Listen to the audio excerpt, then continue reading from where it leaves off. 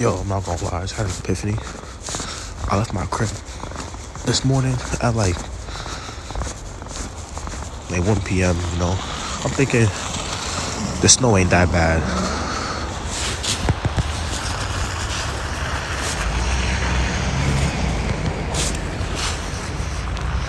Cooked. Oh yeah, also I got Jeremiah with me. Word. He's here. Sports manager. That's Sports producer? Producer. Yeah. Sports producer, you know. He has to be at every game and he gets no hours for it. The dream. Living the dream, man. But yeah. All right, y'all. Welcome to episode 3 of Beyond the Mark. Today, switching it up big time. We're going to be covering the much anticipated start of the 2025-2026 NBA season. I'll say you guys can expect a lot of things today. We're going to be talking about KD to the Rockets and how that changed the scene of the Western Conference. Talking about the reigning champions, Oklahoma City Thunder, and their means for a potential dynasty. We'll be looking at some early MVP and Rookie of the Year predictions, some surprises from the first week and first 2 months of the season, trade rumors that are already forming, and much more. So let's go beyond the mark.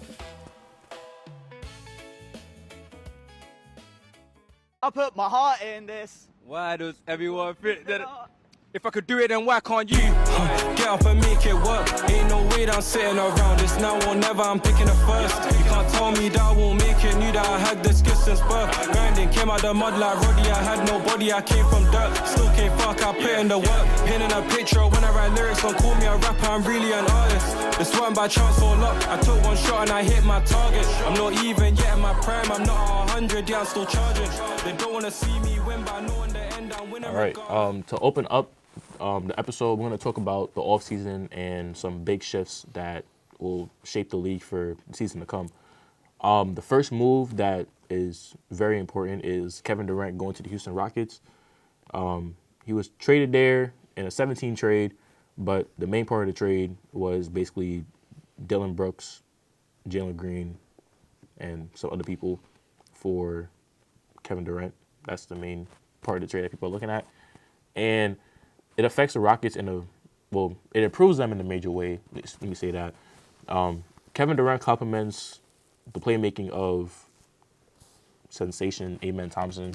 I would say that Amen Thompson has a lot of upside, and having somebody like KD who can not only mentor him but also expand his game in a lot of ways can definitely boost him for the future no matter what team he plays for. It also definitely assists Alperen Sengun in his post-hub role, as Sengun is starting to get nods of being a baby Jokic. I do see the similarities. I don't know if you see them too, but definitely something that I see that KD can definitely help Sengun get to where he needs to be as a big man in this league. I'll say my projected impact in my eyes, if they lose KD for most of the season, because KD has his he's, I don't want to say he's injury prone, but you never know what can happen. So I'll say without KD, maybe Houston will still get to that 40 win mark, somewhere between 44 and 48 wins. With KD, I expect over 50, somewhere between 52 and 56 wins. Now, I saw a website where they have some odds saying that the Rockets have a 6 to 18% chance of making the Western Conference Finals. I do understand the West is very stacked, but I think if KD can stay healthy and if the young players learn how to adapt to a win now timeline, because KD wants to win now, I would assume that the Rockets do have a better chance of not only making the conference finals, but possibly getting the ring. Jeremiah, how do you feel about that? Yeah, they have some good pieces. Like, Amen Thompson he could get you 15 points without shooting and straight driving and dunking the ball and off his steals. His only weakness is shooting, literally. He's 6'6". He got a long wingspan. He does everything on the floor, literally, besides shooting. That's his worst attribute. And if he gets that, then it's over. So they got him. They got Okogie off the bench. They got a few more pieces up there. They got Jabari Smith, who's 6'10", KD, who's 6'10", then they got Min Thompson, who's 6'6". Who starts at the 2 for them? I think is it Eason or Okoji? Eason's gone, right? Oh yeah, Reece Shepard is playing the 1. So Reece Shepard starts right now. Yeah, Van Vliet throws ACL. So is Van I forgot Vliet. about Van Vliet. So is Shepard's like 6'3". They're throwing KD at the 2, right? Nah, they putting KD at the 3 Oh since. yeah, I'm at the 2. Yeah. Or I'm in at the 2, KD at the 3. Smith at the Then they got 4. Jabari Smith. Then they got Steven Adams. I mean, Sengun at the 5. And then off the bench, they got Steven Adams and a few other pieces that will help them. And Okogie is a veteran that plays hard too. So I think they'll at least get 50 wins this year. Speaking of the Western Conference, the reigning champions, Oklahoma City Thunder, seem not to have locked in a mini dynasty, but sources are saying around the league that they could be the next big dynasty to come after the Golden State Warriors. One reason is because of the re-signing of Shai Gilgeous-Alexander. You know, when you come off a MVP season, basically almost averaging a 50, 40, 90 season, hasn't really been done since Kevin Durant, who I just named. When you can score that efficiently and still find a way to lead a team to a championship as a young player, that has tremendous upside. And the Thunder decided to lock down on that. And not only had they re-signed SGA, they also extended their co-stars Chet Holmgren and Jalen Williams, both signing 5-year rookie max deals, basically keeping their big 3 core intact. But the biggest thing really isn't the big 3; it's the piece that they built around them. People like AJ Mitchell, people like the other Jalen Williams, people like Jesus, yo, this team is too big. I'm not gonna lie. Team is too big. It's crazy. Basically, another reason why I think the Thunder have tremendous upside to repeat this year. Well, I'm gonna get to another reason why later, but they've started 21-1. Their only loss has been to the Portland Trail Blazers. Demi Avdija has been a problem. I'm not gonna lie. Yeah, Deni Avdija, he's good. He kind of plays like Franz Wagner for me. They kind of play it like them European guys. And them guys are different. I ain't gonna lie. I'll tell you. But the problem, not even a problem. Well, it is a problem for the league. The biggest problem that the league has to deal with is that Shai is averaging 30 and he doesn't even have to play in the fourth quarter. The fact that the Thunder have that good of a roster to where they can sit their MVP and best player out for 15 minutes of a game and still come out with a win is pretty much like, it's a cheat code. That's the best way I can describe it. And speaking of Jalen Williams, he just came back from hand surgery, and the Thunder went 19-1 without him. Mm-hmm. Came back, had a rough shooting performance first game, put up at just over 10 points. Just about. Is that a problem? No. The Thunder are a bunch of cheaters. That's the best way I can describe it. You can keep going down, Bruce. So some of the advantages I think OKC has coming off of a season where they had a top 5 offense and a top 10 defense, along with the lowest turnover rate and obviously being clutch in fourth quarter situations. Bruce, thank you. The Thunder start the season as the most statistically stable contender in the NBA based off of odds and what they did last season.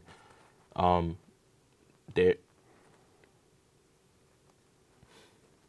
you, Bruce.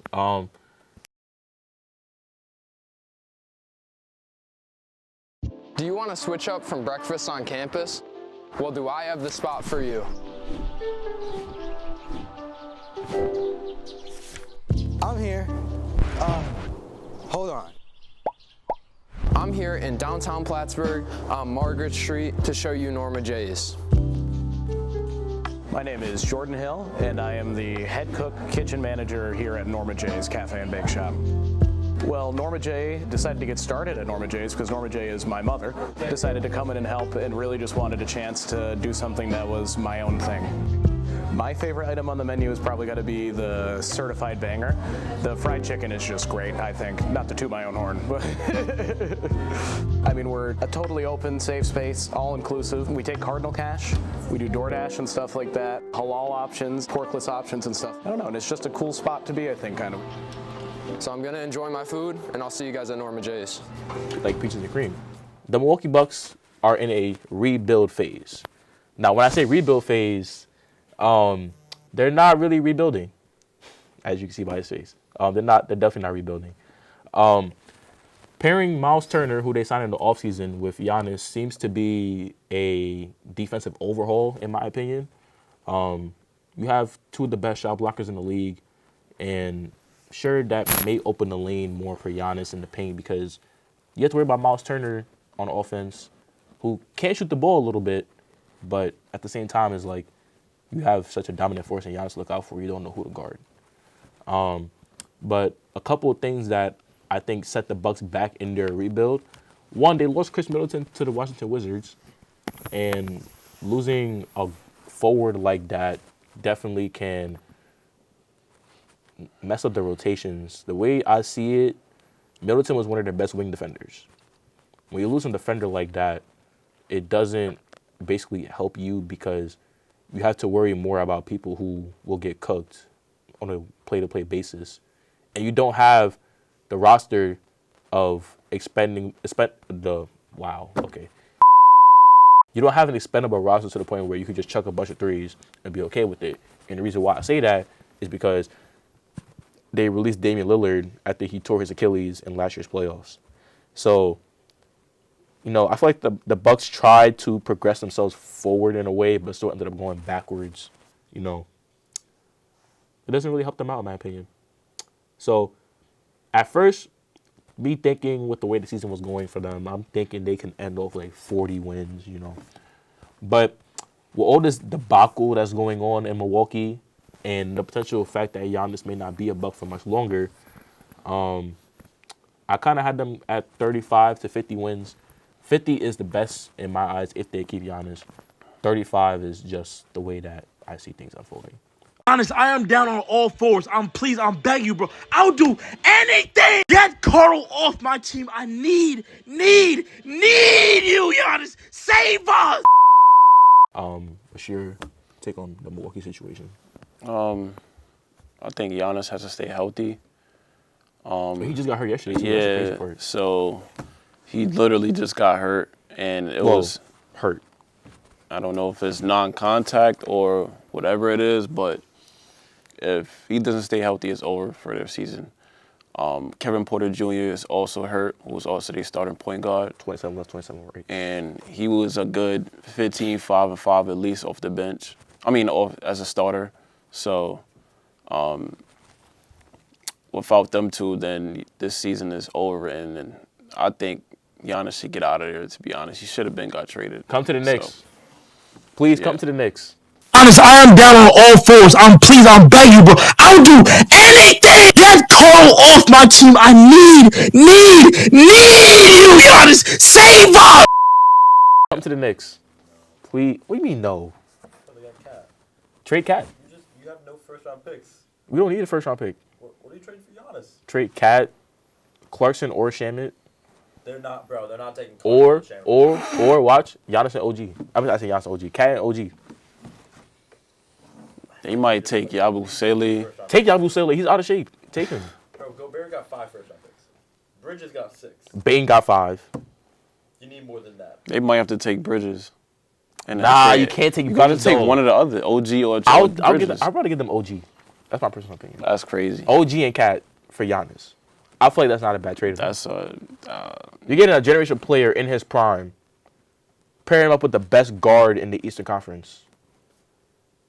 You're gonna make magic, and mind you have a great wing defender in Mikal Bridges who can give you 30 on any given night. After they trade Cat, they gonna start Mitchell Robinson, who was always hurt. Hey, you gotta do what you gotta do, man. He is the best rebounder on the team. Yeah. At that point, Cat just had 30 yesterday, right? Bro, trade him. It increases the trade value. I don't care. You increase the trade value. My thing is, right, I remember that game a couple days ago. He dropped like 27, but he still sold the game. Like he's like, one thing I don't like about Cat's game, like, you're 7 foot tall, and you're spotting up at the 3-point line like you're Stephen Curry, bro. Like you're bro, you're being guarded by forwards who are 6'8". If you don't back them down and go into the paint and get an easy bucket, that's my personal opinion. My thing is, why God gave you all that height and you're going to use it to just stand at the three-point line and just chuck threes? And mind you, you're not even shooting 40% from three. You're shooting like 32, 33%, which is not bad for a big man. But at the same time, though, it's like, we signed you to be an expendable three-level scorer. Yes, you're being a three-level scorer, but you're not doing it to your fullest potential, and you're costing us wins. Like, there should be no reason why the Pistons are the first seed in the Eastern Conference. Honest, I am down on all fours. I'm begging you, bro. I'll do anything. Get Carl off my team. I need you, Giannis. Save us. Cade is on the road, though. Not saying Cade doesn't deserve it. Cade and them, literally. But it's like, it comes to a point where it's like, look at the roster we have. Look at the roster they have. It just doesn't add up. But moving, we'll come back to that later. Moving on. Some other key signings of the offseason that definitely had me in a loop. I've also something happened in PCR. Cole Anthony, Kentavious Caldwell-Pope, and 5 first-round picks for Desmond Bane from Memphis. I remember over the summer when I saw this trade, I was sitting in my church parking lot at the church, and I opened my phone and I saw this, and the Grizzlies kind of fleeced the Magic, in my opinion. I still think they did because Desmond Bane is not playing like somebody who you would trade 5 first-round picks for. And I'm not gonna lie, the Magic, like, the East is pretty weak this year with all the injuries, Tyrese Halliburton, Jason Tatum. Like, but at the same time though, it's like the Magic have so much upside, and I still don't believe they're gonna make it that far. I had them at second round exits this year. Like, that's the best way I could put it. I don't know how you feel about that, but yeah, I don't see other teams besides the top 4 teams and right now in the East in terms of record going to the finals. So, and I don't think Orlando is one of them. So, and that's another thing. I thought Paolo was going to make a better jump this year, and he just hasn't done it. I don't know why, but if Paolo doesn't step up like he's supposed to, I don't know if he's taking a step back because Desmond Bane is there, but Paolo's supposed to be that guy. I'm saying it's his team. I think Franz Wagner is playing better than him right now. So Paolo's supposed to be the generational player, and he's just not doing it right now. So do you think the problem is that there's too much star power on that team? Nah, I don't think there's too many star power on that team. I think Franz Wagner is a great addition to Paolo's game along with Desmond Bane, and they somehow have to mesh it together correctly. I don't know what's going on, but Paolo needs to step up. Not words. That's it. So. In other news, the Atlanta Hawks got Nickeil Alexander-Walker from the Minnesota Timberwolves for a second-round pick. One of the better 6-men in the league, in my opinion. Very underrated player. Great defender. Pretty much accompanies Dyson Daniels. So they have a very stacked shooting guard room when it comes to defense and scoring. We haven't seen all of Alexander Walker's upside, so I see why they went that route. But I think Minnesota should be fine, though, without him. But on next note, the Hawks also got Kristaps Porzingis from the Celtics for Georges Niang. The Celtics definitely blew it up after Jason Tatum's Achilles tear. They know that they couldn't keep the team together under the new CBA. And with trying to save money, you send Tingus Pingus over to Atlanta to make him play with Trae Young. The Hawks kind of got a mini super team loading. Trae Young, Nickeil Alexander-Walker, Jalen Johnson, Porzingis. That's all I know, honestly. There was I had a debate with somebody over the summer, and I said Trae Young should be traded from the Hawks if they didn't bring pieces around him that can benefit him. I feel like he works better in a situation like San Antonio, Like, if you get a 1-for-1 Fox for Trae Young, y'all can do that. I don't know. That's I don't even know that's a really good trade, honestly. I feel like it'll benefit more of the Spurs because Trae Young has that pass first mentality, and get people in Wemby, Stephon Castle, Dylan Harper, get them more opportunities. But at the same time, though,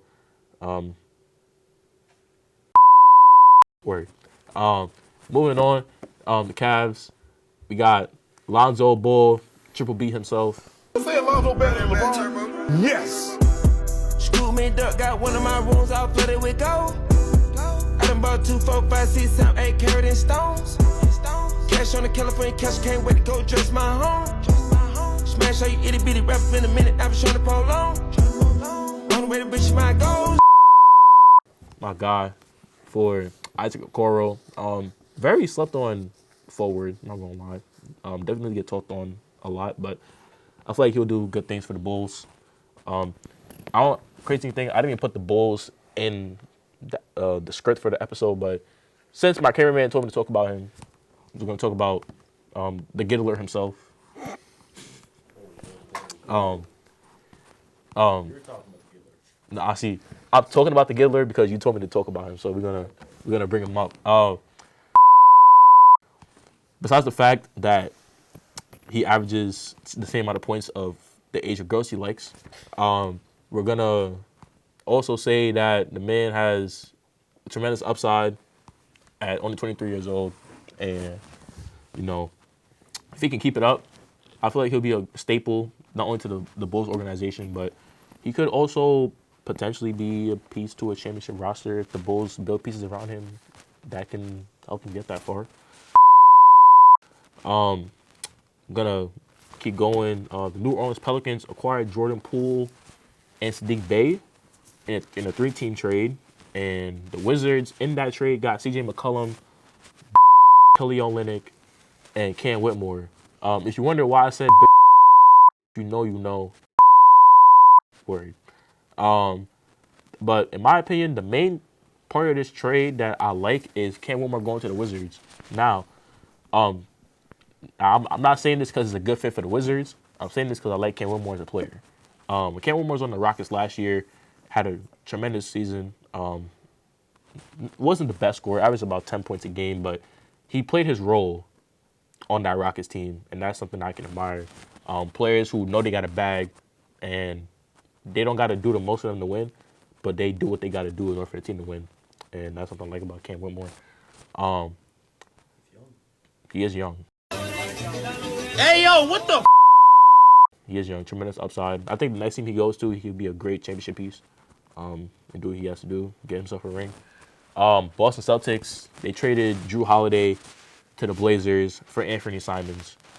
Basically wanted to get rid of Drew Holiday's big expendable contract, and sure, it's a good thing for them under the new CBA, so it saves them some money. They can go get somebody else. I thought they would be tanking to try to get Darren Peterson, AJ DeBosta, or Cam Boozer. It doesn't look like it's that way at all.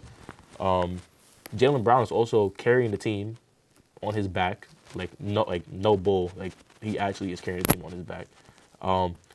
And if Tatum comes back sooner than expected, we could see a potential postseason push. I don't want it to happen because I'm a Knicks fan. I don't want it to happen, but no, it makes no sense for him to come back at all. But him and Tyrese are dunking 150 days after tearing their Achilles.